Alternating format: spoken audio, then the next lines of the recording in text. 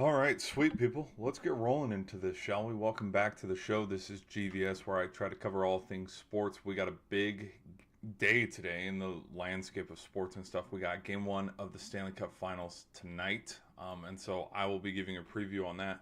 We had some stuff that happened over the weekend and recently where we got coach firing in the NBA that we got to talk about, but then also I want to talk a little bit about the Madden cover as well too. Saquon Barkley's on the Madden cover. I thought that's pretty cool, so I wanted to talk about that as well. And then nothing much else. Like those are kind of like the three big things and stuff. And then so we'll start, and go all the way down, and we'll end kind of just with me yapping about hockey and how tonight might look and how tonight might fare out with the Stanley Cup final game tonight. And so let's start with the NBA. And one of the things that I wanted to talk about with the NBA, something that just broke, brand new, breaking news, was that the Cavs assistant coach Ott, he will now be the new Suns head coach. Phoenix fired their coach long before the playoffs ever started. And there was questions on, okay, does this mean Durant's going to leave? Does this mean that Booker's going to leave? Like, the future seemed very uncertain for the Phoenix Suns. I think it's a good hire, but again, I don't know, I don't know how much implication Ott did versus, I believe Atkinson is the head coach of Cleveland. I don't know how much of an impact he had on the Cavs.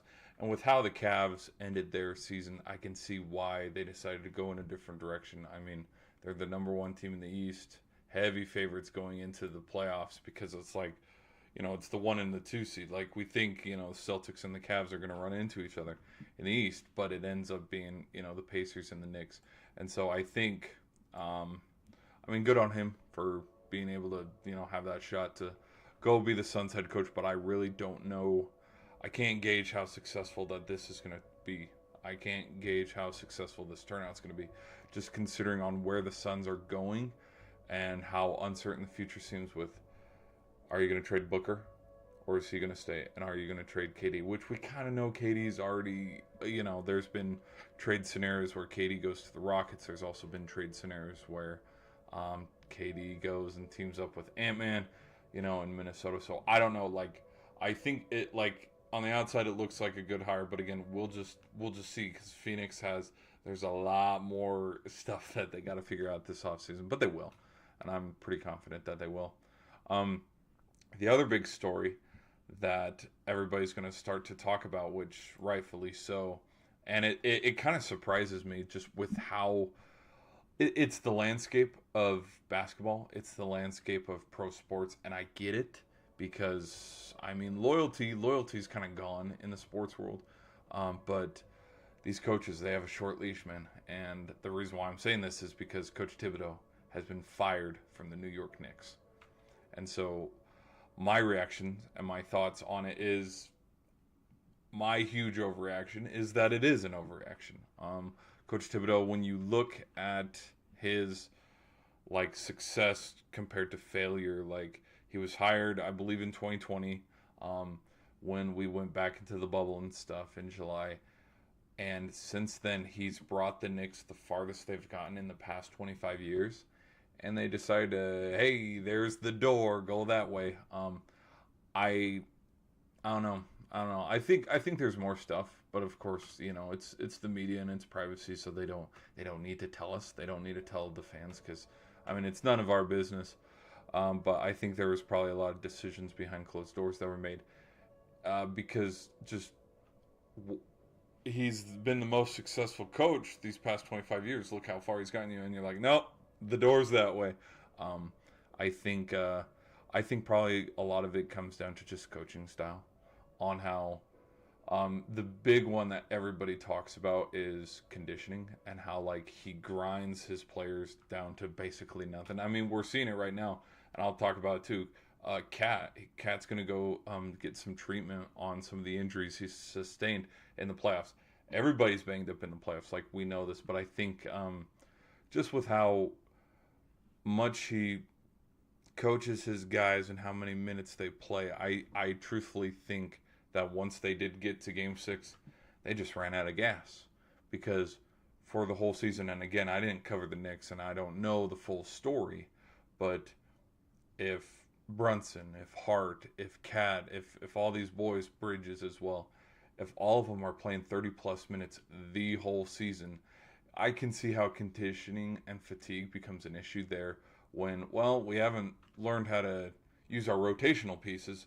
And now when our back's against the wall, we're down 2-0, we're down 3-1 in a series and we're trying to keep forcing games and we're throwing rotation guys in to give our starters the breather. I can see how that is a problem. But again, that's a coaching style.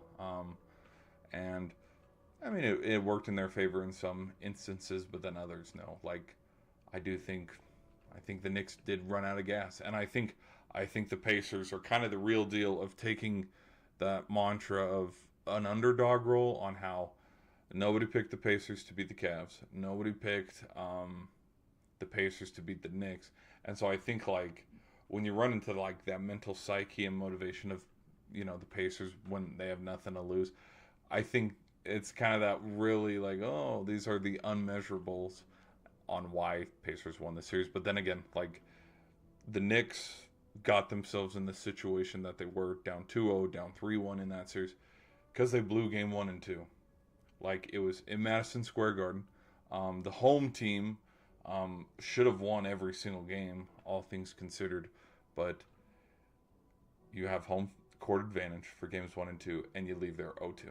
Like it just kind of, that's probably what was the marking, like the sign or something, like the writing being on the wall of how, okay, Coach Tibbs, we didn't win game 1 and 2.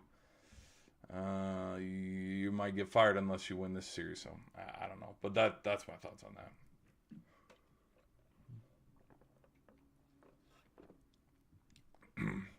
Do I think it was a little quick? Yeah. Do I think there could be pieces that could benefit the Knicks and make them a better team? Absolutely. I think I I mean, even now when we're looking, okay, who could be the future head coach of the Knicks? I was joking because Coach Malone needs a job, and Coach Malone will be coaching this fall, and so I'm thinking, okay, you trade Cat for Jokic. You have Jokic in the big city with Coach Malone and Brunson, and like that. I think that'd be a good. I think that'd be a match made in heaven, and I think also too, just because I've thrown it out there, like I think that Coach Malone might go coach for the Spurs under the direction of Coach Popovich, because he's the president there, and you get Giannis to go to the Spurs, you get Jokic to go to the Spurs as well, and some trades and stuff. Like I have a feeling that Jokic and Malone isn't over. Like I have a feeling like it probably will come back again, but who knows? Who knows what Denver's gonna do? And it would take a lot to get Jokic and Cat to swap places. But I think just complementary, when you want to look at it on paper, I think Brunson could be a complementary piece to Jokic. And Jokic is one of arguably the best big men in the NBA. So I'm kind of like, if we want the Knicks to be good again, like, and we want them to retain the success that they had this season, there's parts of me that feel like, yes, having a Jokic could get the Knicks past the Pacers. And so now it's Jokic, Brunson, Bridges, and all them against the Oklahoma City Thunder. And I think the series is up for grabs. Anybody could take it, even if the Thunder were the number 1 seed. So that's just some crazy thoughts that I had on that. What else? What else could we talk about? Oh, I did talk about a little bit on the Cat injury. And I think that comes with conditioning of the players and how, yeah, when they're playing 30 plus minutes every single game, all 82 games. Yeah. I mean, I'm kind of like, no, there's no way they can be mentally fatigued and they can just run out of gas at the end of the season. But I mean, okay, maybe they can. Because I mean, I don't know.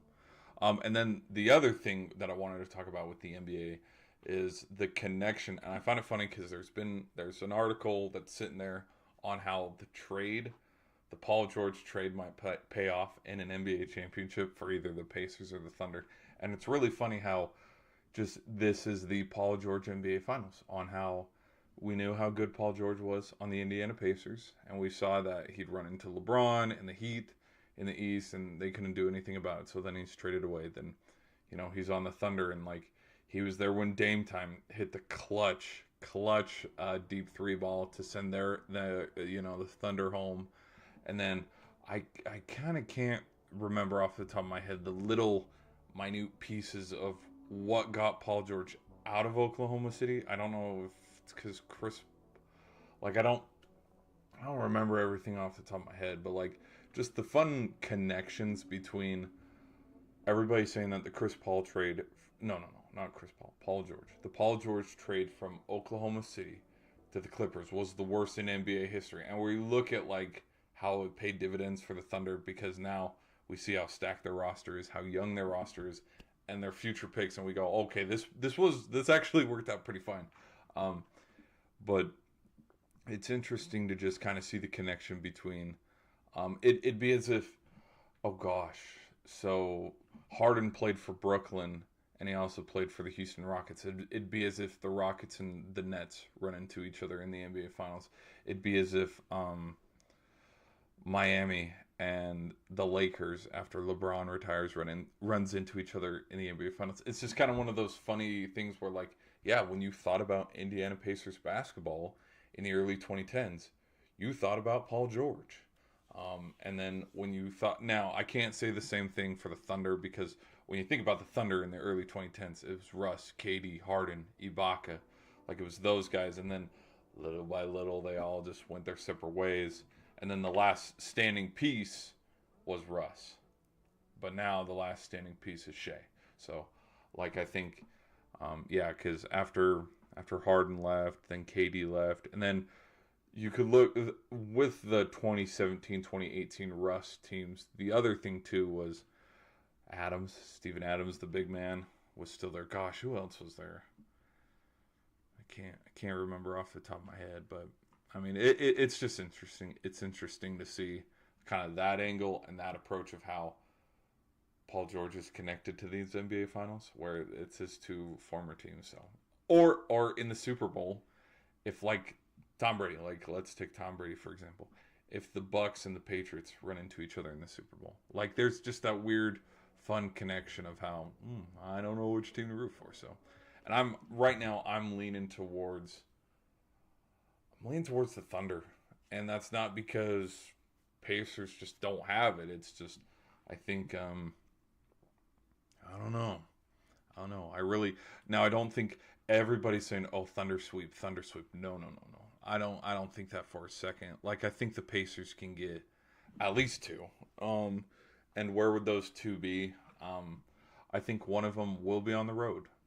Like I could see the Pacers sneak out game 1, but then lose game 2, 3, and maybe 4. I could see them taking at least game 1 or 2, but then when we leave Indiana, I don't know. It could be 2-2. It could be 2-2. Like I can see one of their games winning Pacers. I could see one being on the road and one being at home, but not guaranteeing every single Pacer win is going to be on the road or every single Pacer win is going to be at home. Like not like that, because I don't see the 4 games that the Thunder have at home and have been guaranteed at home if it gets to 7. I don't see the Pacers winning everything on the road but then losing everything at home. Like I think it'll be an interesting situation where maybe the Pacers are down 3-1 and that's where they sneak out a road win where they go back to Oklahoma City for game 5 and they have to find a way to win to extend the series. And when you look at that, Siakam, Halliburton, Naismith, all of them, they just have a big game. That's kind of what I think about that. But I do think this series is going to be a good one. I don't fall into this boring series sweep, Thunder get them done in 5. I with how we have seen the Pacers, if you've watched the games, Pacers can hang with them, and I think Pacers will be able to hang with them. Even though I'll admit, did I have the Pacers getting past the Cavs? No. Did I have the Pacers getting past the Knicks? No. So now third time's the charm, where it's like, you know what? Maybe no. But I think just with watching it. Like I think both teams. I don't think this is going to be a jab for jab where we're we're running with each other where you get a layup, we get a layup, you get a layup, we get a layup, and we do that for 48 minutes. Like I think with the pace, pun intended, with the Pacers, with how both of them go in runs, where Thunder might start out with a 10-3 run, just blow the Pacers out of the water there in the first quarter, kind of like how it was with the T-Wolves game. But that game won't be over because we have seen the ability Indiana's had to fight back in games. So I think they'd be able to, hold their water and then get back into the game, and then they'd go on a little bit of a run. And it's like the Thunder, like, what do we? So that's just my thoughts on that. Like I think, as much as we want to blow it out of proportion, I think this series will be close. I think it will be 6 games, and that's my thoughts on that. All right. Let's do a little bit of baseball now, should we? Okay, so 2 things out of the baseball world. We'll keep it quick because, again, I haven't been covering baseball as much as I should. Number 1, Rockies finally got their series win. Their first series win this whole season, because Rockies have been pretty booty. They have not done good, which if they've gotten their first series win, then that means they've finally gotten their 10 wins, which back in early May or something, when they were still hovering around 7 wins, 8 wins, they had to play the Yankees, they had to play the Mets, and they had to play the Phillies. And I was like, there's no way they're going to lose 14 straight. And I think they played the Mets, then played the Marlins, and played the Mets again. Or it was a series kind of like that, where I was like, they're bound to get that by like halfway through June, they'll be sitting at like 12 wins or 13 wins, because there's no way, when you look at all the games they're going to play, they're going to catch the Yankees on a bad night. They're going to catch the Phillies on a bad night. There's no way they're going to lose 20 straight games already with having a 12-loss streak going right now. Like, there's no way. And they've won a couple games, and clearly now they've finally won a series. So it's like, yes, this is where they turn it around. This is where they push for the playoffs. And I think, I don't think mathematically, actually, I think mathematically they have been eliminated. But didn't in recent history, wasn't it, maybe I'm mixing my sports here, weren't the Nationals like the worst team around halfway through the regular season? I could be wrong. But then the other story, kind of a pitcher duels, we got Lance McCullers coming back to the bump. He gets his first win since 2022, and that was against Paul Skeens and the Pirates. And so I think it's good. I think, we like pitchers. We love pitchers, and I think Paul Skeens is going to be a dude moving forward. And I think with both teams, respectfully, like if the Pirates make a push or anything to try to win their division, we know with Houston, we know with the Dodgers, we know with the Phillies, we know with the Braves, Yankees, your bullpen. I mean, I talked about it a little bit ago, like the Diaz, I believe his name's Diaz. The Dodgers acquired him, and he's a closer. Like, that will improve the bullpen. And I believe hot bats are one thing in October, and I definitely think that is a key reason why people win World Series. But then also, when all the bats are hot, who's going to shut them down? Who has the good bullpen? And I think with McCullers coming back, I definitely think that helps. But then, right now, I want to look. I would say probably it's Detroit, because they're the number 1 team in all of the MLB. But who has the best bullpen right now? I'll leave that up to you guys. If you know, let me know in the comments and stuff who the best bullpen is, because I think once we get to it, bullpen's going to matter. So those are my 2 stories on the MLB. Let's move now to the NFL. Yes. Okay. So Saquon is going to be on the cover of Madden 26. I'm really happy, but then there's other parts of me where it's like, shit. And the reason why I say that is because, anybody heard of the Madden curse? I know Mahomes, Brady, who else? There have been who else? There have been some players who have had Josh Allen. Josh Allen's had a decent season, even though he hasn't won the Super Bowl the year he was on the cover. I think the Madden curse is kind of like, it's silly and it's very superstitious, but we are superstitious as sports fans.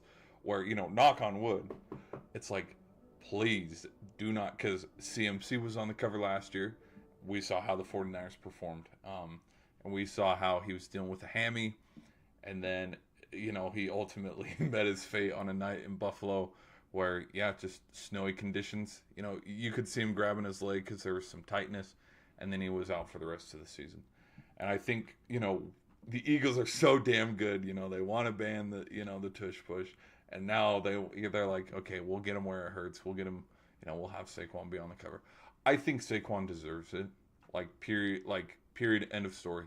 He deserves it. Like, we can look at it from a funny point of view where we want to troll it a little bit on how, okay, we're gonna curse him, but Saquon, Derrick Henry, CMC, Jonathan Taylor for the Colts. Who else? Who else am I thinking of? A little bit of Isaiah Pacheco with the Chiefs.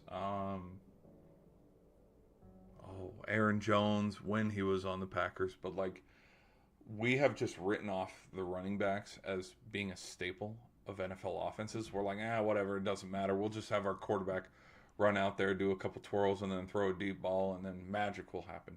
But, like, when defenses have turned QBs one-dimensional and offenses one-dimensional, the teams that have generated and continue to be successful are teams like the Lions, with Montgomery and Gibbs in the backfield. Teams like the Eagles with Saquon. Teams like the Ravens, who have a quarterback who can run with Lamar Jackson and Derrick Henry. Like, we just know running backs aren't important anymore, but yet running backs are proving that they are important, and they are a staple of the NFL. And I love how we're kind of going back to the early 2000s era where running backs are the real deal. And when your quarterback can't throw and your offense turns one-dimensional, you got to rely on the offensive line, and you got to rely on your running back. And Saquon, Eagle fans, I'm not trying to trigger you too much, but, like, Eagle fans know, like, when, like, the snowy game against the Rams, it's like, okay, we're not going to throw 30 passes in this game. Look at the conditions. Like, we're going to run the ball. What does Saquon do? He has a couple breakout touchdowns. What did they do against Washington? A couple breakout touchdowns. Like, Saquon dominated those games, and he dominated the playoffs all the way up to the Super Bowl, where did the Chiefs contain him? Yes. I do think that the Chiefs threw everything in the kitchen sink to try to stop him. But what did that open up? The air attack, where, what was the score? Like 20-something-0. And then they're like, oh, Devontae Smith, whoosh, deep ball, just extends the lead, nail in the coffin. Like, that game was over after that big touchdown. But I think running backs are important, and he deserves the cover. And having it be the backwards hurdle, I think it's kind of fun. It's just a fun touch on it. And so, like, he deserves it. And with it being back-to-back running backs, CMC and then Barkley, like, it's good. It's good for the game. We love running backs. And so that's my thoughts on that. So, yeah. All right, what else? Oh, yeah. Okay. Ragnow. Sorry, let me get a swig here real quick. So, Ragnow, the Lions offensive lineman, apparently, from reports and listening and watching shows and stuff, he was dealing with some off-season injuries, and the Lions went ahead. They drafted a guy because I think they knew the future of what was going to happen, but he retired. And I think, injuries are a part of the game. It sucks, definitely sucks, but I'm interested to see now where the Lions go with their offensive line, and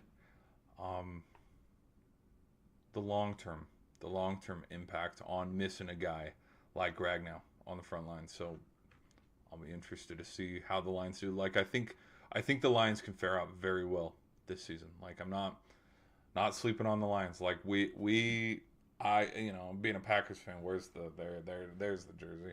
Being a Packers fan, we've slept on the Lions. We've seen how well the Lions have played in some years, and we've seen how bad they are. And now, funny enough, the Lions are about a Matthew Stafford away from winning the Super Bowl. But no, I'm teasing. But I'm intrigued to see where they go, and where I mean, I've thrown it out where other teams could try the tush push. I think the Lions could do it. I think, teams that want to get down and dirty, they could do it. Um, how does it affect the run game with Montgomery and Gibbs? How does it affect pass protection? Should it give Goff time? So we'll just see. We'll just see. I will say this. I don't think the Lions are going to win like 15 games, 16 games. But I definitely think the Lions are at least going to be a top 3 team. Where the only reason why they're not number 1 or number 2 is because they lose the head-to-head against the Eagles. And the Eagles have more divisional wins or something like that. Or something. Because I'm leaning towards top 3 teams being Eagles, Lions, Rams. Kind of leaning towards the Rams. Kind of leaning towards the Bucks. But yeah, I could see Eagles being 1, Washington being 2. Like I could see a 1-2 with those two. Lions being that 3, Bucks being a 4, Ravens being a 5, 49ers being a 6, something like that, something along those lines. We'll just see. Again, this is all preseason. We're crowning champs already, but that's my thoughts on the Lions and their offense. What do we do? Oh, yeah, we can talk about this one. Well, actually, yeah, sure. So I saw the video, of course, on the behind the scenes of when the Panthers made the pick for T-Mac from Arizona in the NFL draft, and there were just some thoughts that I had where how scary would the Rams, because there's been a lot of hype with the Panthers, and I'm not bought into it just yet because have we seen how the Panthers have been playing the last 2 seasons? So I'm not bought into it just yet. But I mean, because hell, the Panthers. Oh, sorry. The Panthers have had Baker. They had CMC, and look how well CMC's done on the 49ers, and look how well Baker's doing in South Florida. So I'm not entirely bought in just yet on the Panthers, but with them getting T-Mac, I definitely do think it improves the offense because he was good at Arizona. Even though the record for Arizona might not indicate, individual performance or something or overall team success. That's the word I'm looking for. Like it was just fun to see the reaction of like how they drafted him and that process. Because the other thing that was thrown out is the Rams. The connection was with the Rams, and if there was going to be a trade, like who's going up, who's going down, and stuff.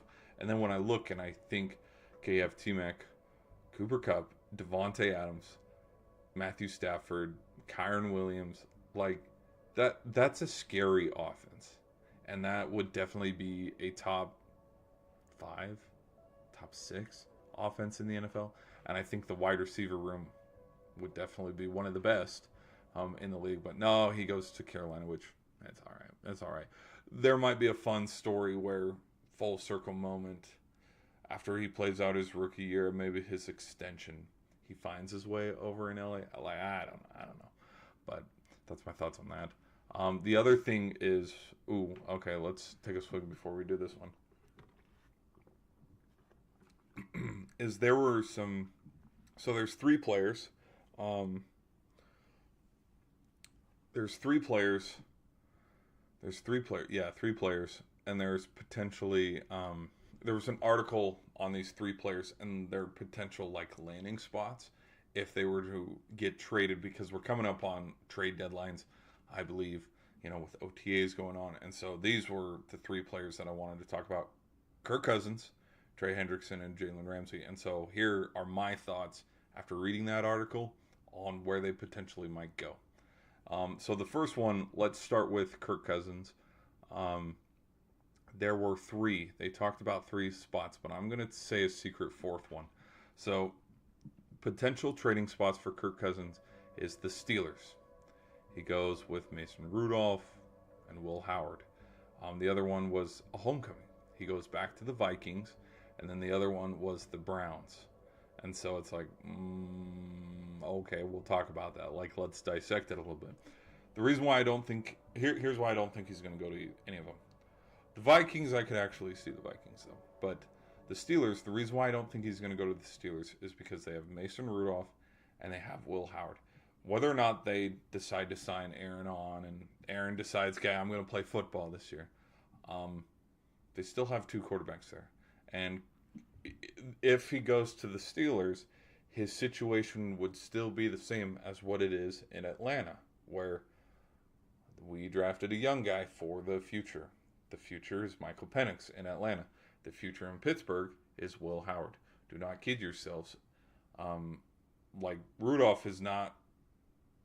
He could be the guy this whole season. Like I don't know, but like there's a reason why the Steelers drafted him. Like Will Howard will be the future quarterback for the Pittsburgh Steelers. So that's why I don't think he goes there.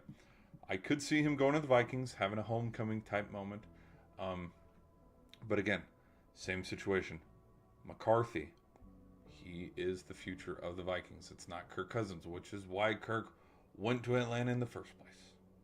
So hold on to that. Now, the Browns, it's interesting to throw him in conversations with the Browns because the Browns already have. We're talking about now. Pickett would go to Atlanta, and so that would be the swap. But it's like we have 5 quarterbacks on the Cleveland Browns. We have Watson, who's injured. We already know he's not playing. But we got Watson, who's injured. We got Kenny Pickett. We got Dylan Gabriel. We got Shedeur Sanders. And we got Joe Flacco. Okay, that's 5 quarterbacks. To bring another one on would just be a mess. But, yes, Kenny would get traded.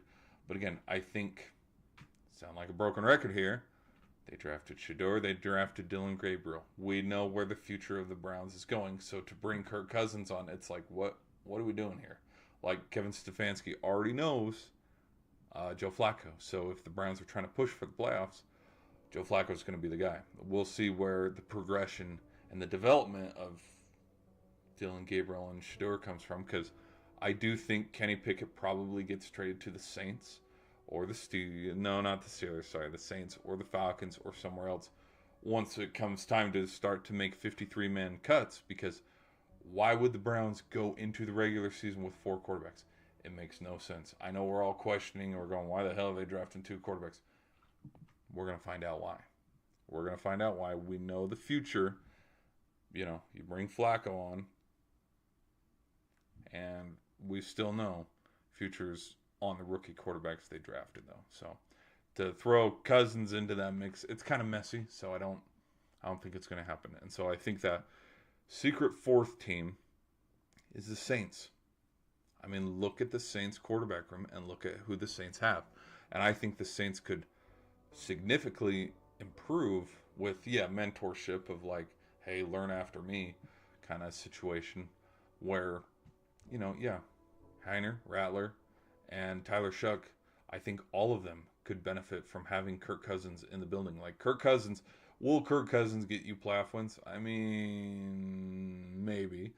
But like we've seen how successful he's been in the regular seasons. And so I think, plus he's a good dude. So I think that would probably be where he ends up landing, because we know his future is not in Atlanta.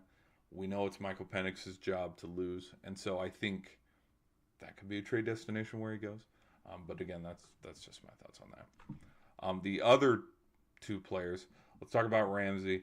With Ramsey, it's hard because I don't know where to gauge it, because a lot of, like, when you look at the league, they want young corners, they want young DBs. Ramsey's getting up there. And then, like, with production and injury, like, I could see, because a lot of the meme is, like, if you're a washed wide receiver, you go to Tennessee, and if you're a washed defensive player, you go to, like, Carolina or you go to Dallas or something. So, because Stephon Gilmore went to Carolina and he also went to Dallas, and he was up there at his top. I could see him going to Carolina. I could also, the other 2 spots were the Rams, so a homecoming, and then the Chargers. So we'll see. That's still up in the air, and I don't think there needs to be a confirmed, like, where it goes.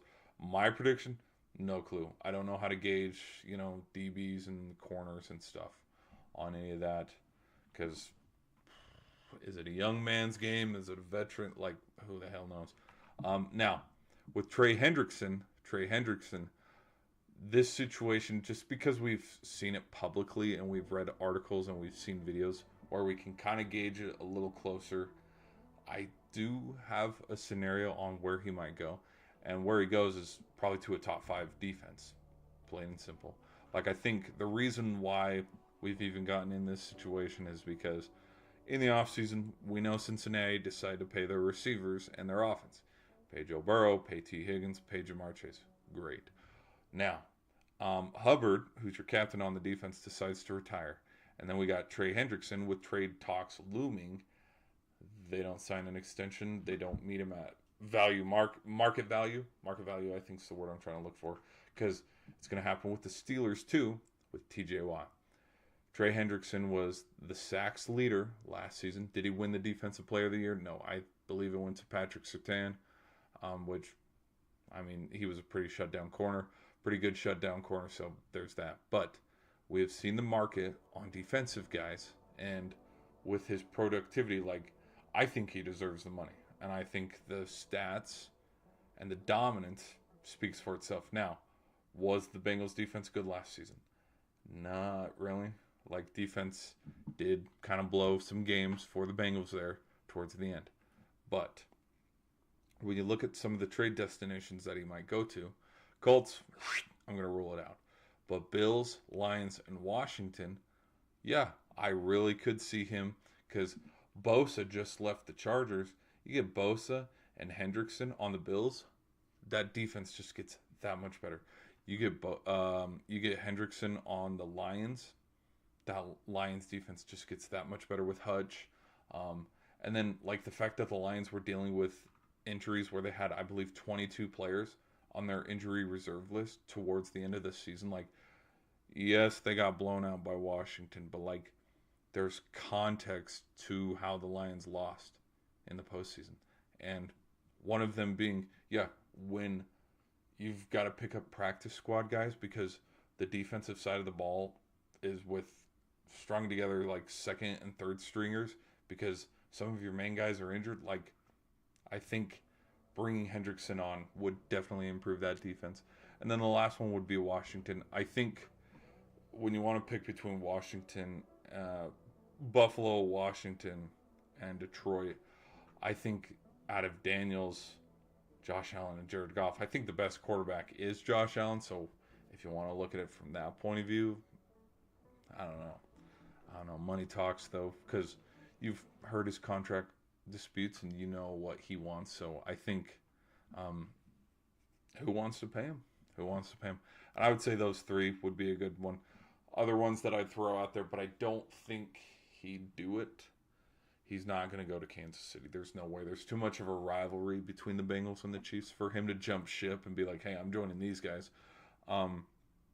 Ravens, maybe.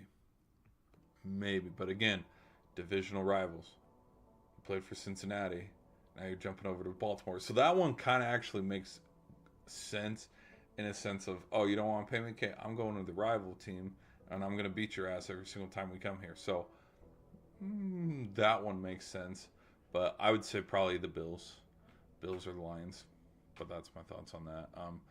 Do I think he stays in Cincinnati, though? Like, if they finally get a contract done, yes. Like, there's parts of me that do think they're going to get a contract done. But we've heard him. He's not playing on the contract that he has now. And does Cincinnati have the money to meet his needs? We don't know now in June, and we're probably not going to know till breaking news per Adam Schefter. Trey Hendrickson has been, like, it's very up in the air. And I think what happens with Hendrickson, I do think will make an impact on how the Bengals perform this season. No shit. Like, I really do. Because he went and got guys in the draft, and, like, we know defense was the weakness. Like, again, you're missing your captain, and he's right there. Like, he's going to be, like, the dude, the glue that holds the defense together. So, I don't know. We'll see what the hell the Bengals do. I don't know. All right, let's move to college football now. All right. I'll try to keep this one quick. So there's only one news article and one big story to say from the college football world, and that is that some of the greats, Mark Ingram, Cam Newton, RG3, and Ndamukong Suh, have all been, um, they've all received Hall of Fame ballots for college football, which good on them. I don't know if Bush, or like, who are some other greats? Lamar, Johnny Manziel, Baker Mayfield. Like, I don't know if they've received Hall of Fame ballots yet, but we'll see. So that there was that article from college football and something that stood out. All right, and then with the NHL, let's wrap it up. Let's wrap up this series. One of the biggest stories coming into today, not only with Stanley Cup Final Game 1, the Avalanche. They've extended Brock Nelson. And I definitely think you extend Brock Nelson. You bring some of the guys back, some of the glue guys. We'll see about Mikko. I don't know if Mikko Rantanen would go back to the Avs. Um, you got Mackenzie Blackwood, so there's upside with the goalie, but like with the drama of how the Dallas series ended in the Western Conference Final, where Jake Ottinger gets pulled. Like there's a meme and there's a video of it's when Ottinger's sitting on the bench after being pulled with the two goals, where it's like Jake Ottinger is going to win so many cups with the Avalanche.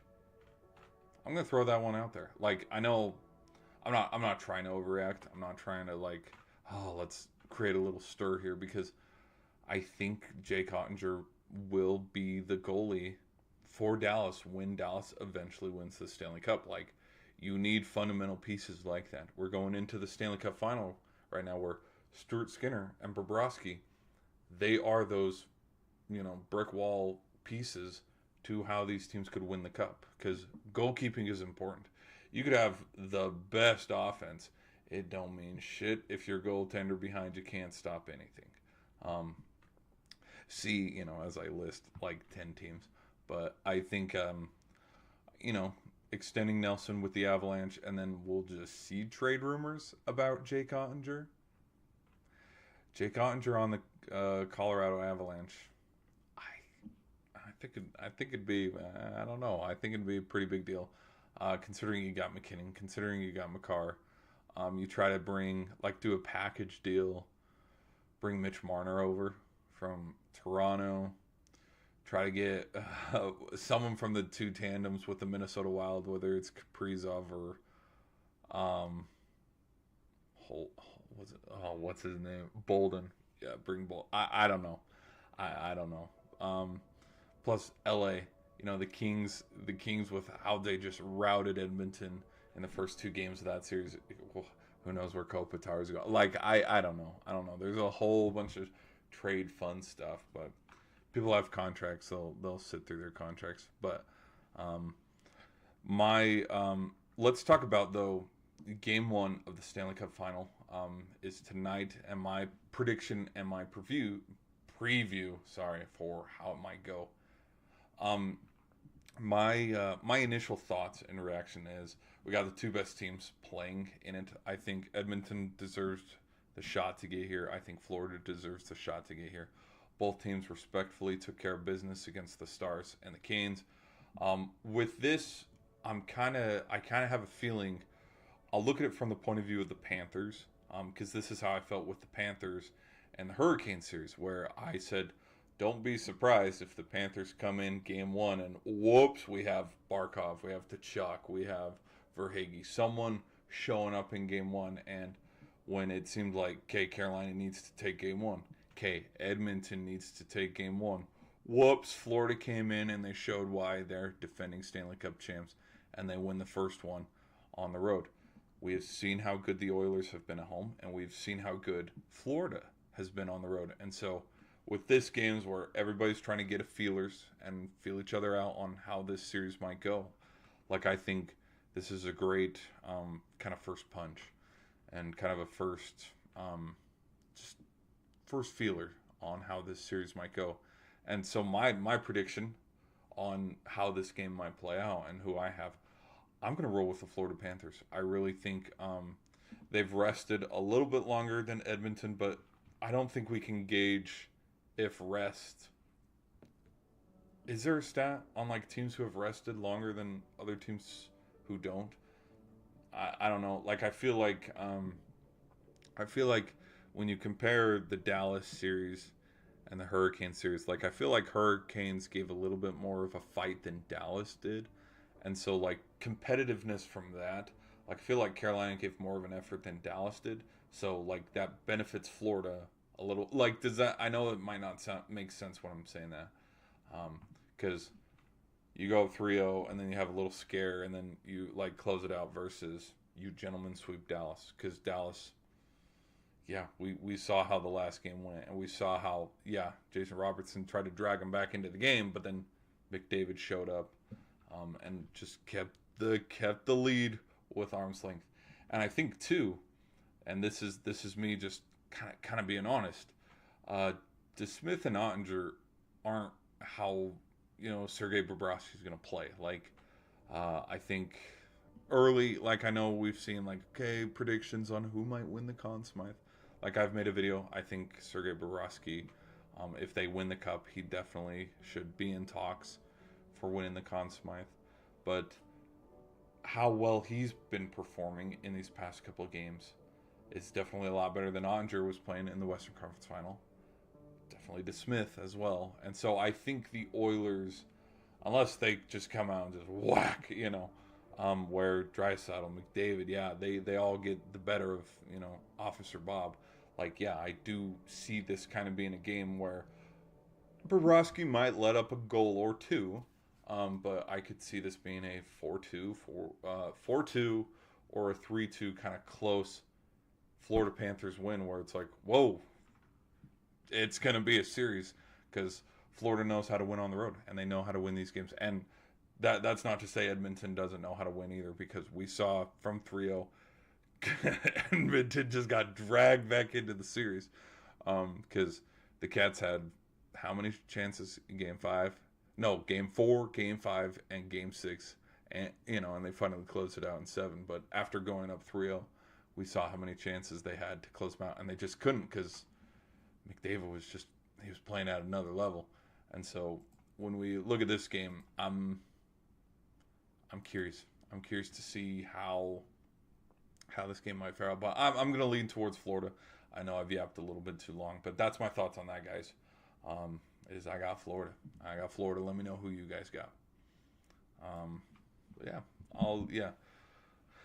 Now, goal scorers or any of those kind of predictions, I have no clue. Like, sometimes, like, I would lean towards Tkachuk. I lean towards who has gotten Florida and who's been the staple of Florida. Tkachuk, Barkov, or Hagee. Is Reinhart back? I haven't seen any reports on if Reinhart's back. Because there could be that fun angle when you want to look at it is Reinhart. We saw him get hit in Carolina. He comes back. He's on the ice. Look at that. He scores first. Or he scores the go-ahead game winner, essentially, in the third period or OT. But, yeah, that's basically my thoughts on that. But I don't know. McDavid's got to have one. I know he was pretty quiet in the Western Conference Finals. He had some splashes in some games, but we know McDavid's got to show up. We know Draisaitl's got to show up. Bouchard, Nick Nurse, Perry, everybody's got to show up, and that's what kind of excites me about this playoff series in the Stanley Cup. Is I don't know, like I can't confidently sit here and say, okay, Edmonton's going to win it, or okay, Florida's going to win it. But like my prediction, and I still need to make a video. Sorry guys, I've been so, I've been so relaxed. I haven't made a video yet, but I'm leaning towards Florida. I sincerely do think that Florida could go back to back, but again, we'll just have to see, because I think, I sound like a broken record. This series is going to come to who's the better goalkeeper. So, are we going to trust in, Stewie being able to play on his head again, like how he played when he closed out Vegas and had a couple shutouts against Dallas? Or is Officer Bob going to report, show up on duty, and get it done? So I don't know. Like when you want to compare and look at player for player, Sergei Bobrovsky is a better goalkeeper. But again, doesn't matter if he's a better goalkeeper. He's got to have a better series than Skinner. Um, but we'll just see. I kind of and like with the history of the Stanley Cup as well. When you look at how Edmonton played last time these two played, their top five, their top line, like Edmonton just came out slow. Like it took 3 games for them to show up. Like we saw the stats of like, okay, in Stanley Cup final history of all time, like no top line had ever gone like all the minutes that they went without a goal. Like McDavid, Draisaitl. I think they threw Nugent Hopkins in that. Bouchard. Like I don't remember what players they threw in there, but like the players that had the goals, I think Bobrovsky had a shutout in one of the first 2 games, but like through games 1, 2, and 3, like I think it took till game 3 for one of them to score from that top line. Um, there was like the people who did score the goals, wasn't it like just different guys, defensemen or fourth line or third line guys that you wouldn't expect them to have a goal, but they had a goal, so it's like yay. But like yeah, there was if I remember correctly, there was the stats of how like hey, when you get in the Stanley Cup final, like with your Sids and your Genos and your Tangers, it's like these guys are going to score in game 1 and 2, and there will be goals and there will be points. But with the Oilers, it wasn't like that. They got off to a very, very slow start. But we saw how explosive the series ended up being. But I'm just excited for a good series. I think it's going to be a good series. But let's go to the comments section. Let's read some of your guys' sports takes. Let me know some of your sports takes. Here we go. Where are we going? Hold on. Oh, let me get it pulled up here.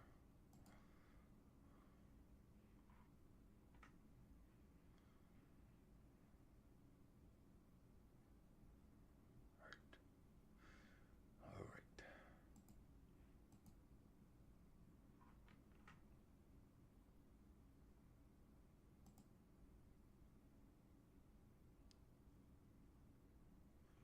Let me get pulled up. All right. Okay, all right. From Alex. Here we go, Alex. All right. Are hockey contracts on par with NFL or baseball? No. From what I've noticed with, I think the best when you want to look at lucrative, I think baseball contracts are the most lucrative because, like, hell, we just saw Shohei, sign his deal for like $700 million with the MLB. But it's lucrative in the way of you're getting all this money, but like it's for long term. Um, well, there's that, and like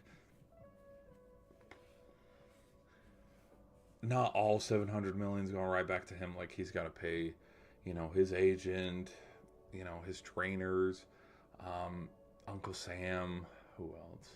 Like just the money, like the money that we see, and a lot of it's on the back end too. Because do I expect? Because I think he signed 12-year, 8-year, 9-year, 12-year. However, like it was a long contract for the 700. Do I think he plays every single year of that contract? Probably not. I mean, we saw Soto sign with the Yankees, and then he's only in the Bronx for 1 year, and then he switches over to the Mets. Like, so yes, but no, because the only player that I think has played out their contract in full, Mike Trout, Jose Altuve, who else? Anybody else? Because like other guys from the Astro teams of yesteryear, like Correa, Springer, like they went to Toronto, Minnesota, like, you know, but no, they it just doesn't compare. It doesn't compare because with hockey, you know what? Let me pull up some here real quick because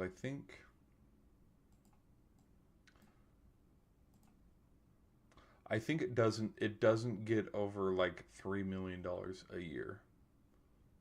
I don't like if someone signs like let's just look because Igor Shesterkin got paid.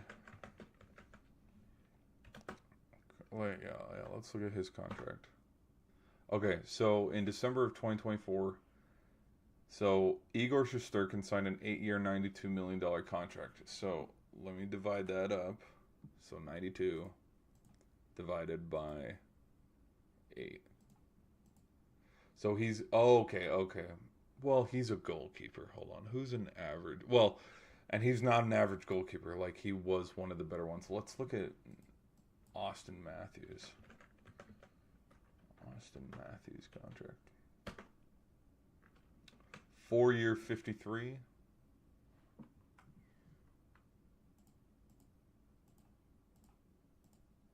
Okay, that's 13. Well, maybe okay. Maybe I'm getting this wrong. Maybe I'm thinking about like maybe I'm well, these are top line all-star prospects. Maybe I'm getting them mixed up with like third and fourth line guys, but typically um role players in the NHL like they're it's like 4 or 5 year deals for 4 or 5 million a year, like where they're getting paid 2 million, 3 million every single year, and not 18 million like Austin Matthews. But again, Austin Matthews is a different type of player. Like Matthews, McKinnon, Ovi, Sid, who else? I'm trying to think of McDavid, Draisaitl, to Chuck. Like they're getting paid the bigger bucks in the NHL, but it's not compared to. Let's look at oh gosh, who's an NFL? Okay, let's look at Stephon Diggs. Stephon Diggs contract. Stephon Diggs signed a 3-year, $69 million contract. 60. So Matthews, 4-year, 53.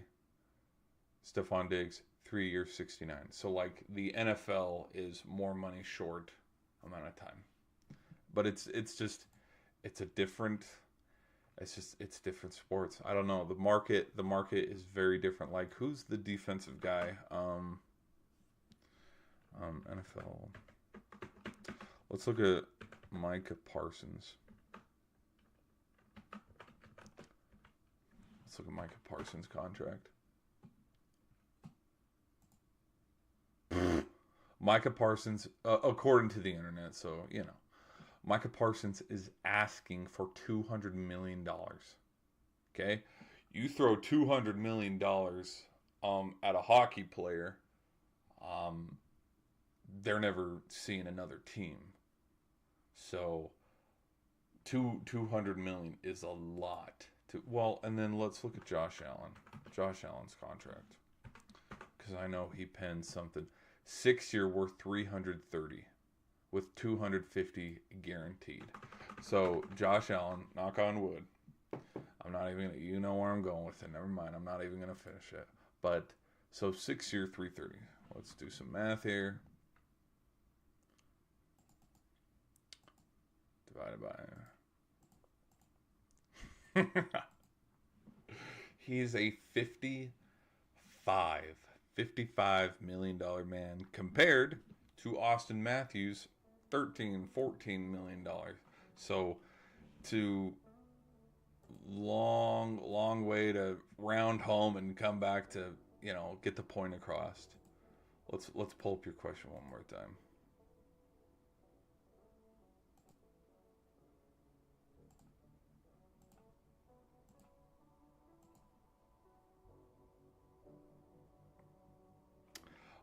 So to answer your question, are hockey contracts on par with the NFL or baseball?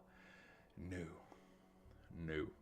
But I think also too, it comes with the sport of what hockey is. Like hockey, I'm not trying to gatekeep when I say this, but hockey is an acquired taste, and some things. Um, I think hockey definitely could. Like, if you want to watch hockey, you watch hockey. Does that make sense? Um, but I think the game is in good hands, and I think it's going to be. I think it will get better, and I think it's still going to be entertaining because hockey's very entertaining. If you just give it a chance, like hockey is very entertaining. But the money, like, well, hockey players like Borowski, McDavid, Tkachuk, any other guy in the Stanley Cup final here, are they going to be seeing the type of money that Shohei is seeing, or Stephon Diggs, or Josh Allen? No, not even. Maybe, maybe if they get like lots of brand sponsorships and stuff, but no, because the game just isn't at that level yet. Um, and yeah, and a lot of it just comes back to the viewer and revenue on, are we watching the game? Like it's a business thing. Like it's a fun business thing where if the NHL, well, actually no, let's do some research here. Let me look up. Let's see how much the NHL makes revenue. Okay, the NHL got 6.4 billion dollars. Let's look at the NFL. Oh well, that yeah, that explains it. 6.4 compared to 23. I know it's all billions when we get to it, but that's almost 6, 12, 18, 20. That's almost four times the amount of money. Almost four times the amount of money. So yeah, the NFL's in good hands. Um, I think we'll just see where the league goes. We'll just see where it goes. Um, NFL's football's fun. Hockey's fun too, even though they can barely hold a candle to it. But money wise, but like talent and enjoyment. I mean, hockey's enjoyable. Hopefully these next 7 games, we'll see how long the Stanley Cup final is. Like, it will be enjoyable. But again, that's my thoughts on that. Great question. Great question. I see the polls where we're leaning towards the Oilers. That's all right. Okay, people on the shorts end, we're going to do a hard out. I thank you guys for being here. Be sure to tune in a little bit later. We'll be doing a watch along. I think we should do a watch along tonight, so come back to that. Um, but yeah, we'll be doing that a little bit later. So I thank you guys for being here. Be sure to hit that like button. Pieces. All right.